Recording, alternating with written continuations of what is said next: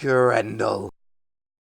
Hrothgar, king of the Danes, has built a wonderful mead hall called Heorot, where his subjects congregate and make merry.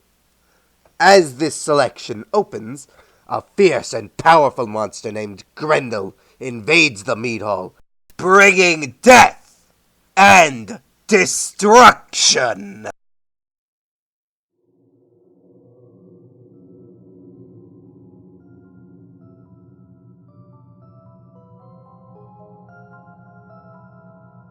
A powerful monster, living down in the darkness, growled in pain, impatient as day after day.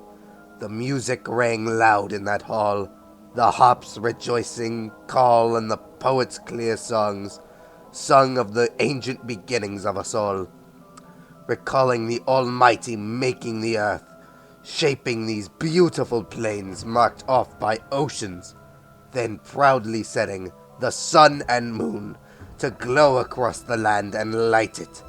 The corners of the earth were made lovely with trees and leaves, made quick with life, with each of the nations who now move on its face. As now, warriors sang of their pleasure. So Hrothgar's men lived happy in his hall, till the monster stirred.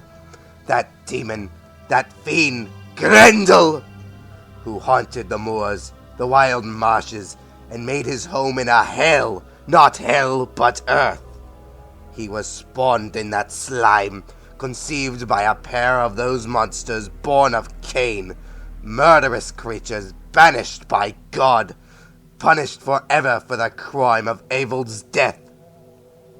The Almighty drove those demons out, and their exile was bitter. Shut away from men, they split into 1,000 forms of evil. Spirits and fiends, goblins, monsters, giants, abroad forever opposing the Lord's will, and again defeated. Then, when darkness had dropped, Grendel went up to Heorot, wondering what the warriors would do in that hall when their drinking was done. He found them sprawled in sleep, suspecting nothing, their dreams undisturbed. The monster's thoughts were as quick as his greed or his claws. He slipped through the door, and there in silence, snatched up 30 men! Smashed them unknowing in their beds, and ran out with their bodies, the blood dripping behind him, back to his lair, delighted with his night's slaughter.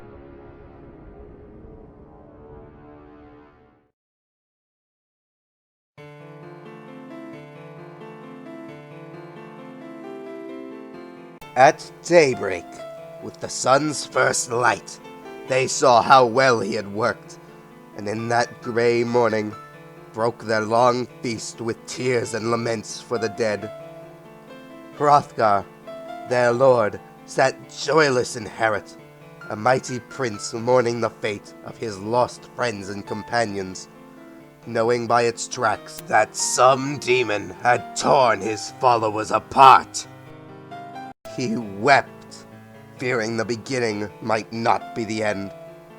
And that night, Grendel came again, so set on murder that no crime could ever be enough. No savage assault quench his lust for evil. Then each warrior tried to escape him, search for rest in different beds, as far from Heorot as they could find, seeing how Grendel hunted when they slept. Distance was safety. The only survivors were those who fled him. Hate had triumphed.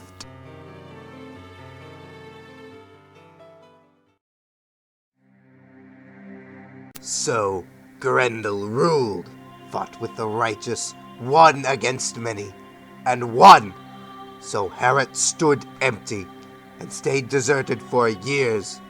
12 winters of grief for Hrothgar, king of the Danes, sorrow heaped at his door by hell-forged hands. His misery leaped to the seas, was told and sung in all men's ears, how Grendel's hatred began, how the monster relished his savage war on the Danes, keeping the bloody feud alive, seeking no peace, offering no truce, accepting no settlement, no price in gold or land, and paying the living for one crime only with another. No one waited for reparation from his plundering claws. That shadow of death hunted in the darkness, stalked Hrothgar's warriors, old and young, lying in waiting, hidden in mist, invisibly following them from the edge of the marsh, always there, unseen. So, mankind's enemy continued his crimes, killing as often as he could, coming alone, bloodthirsty and horrible. Though he lived in Heorot, where the night hid him, he never dared to touch King Hrothgar's glorious throne, protected by God, whose love Grendel could not know. But Hrothgar's heart was bent. The best and most noble of his council debated remedies, sat in secret sessions, talking of terror and wondering what the bravest of warriors could do.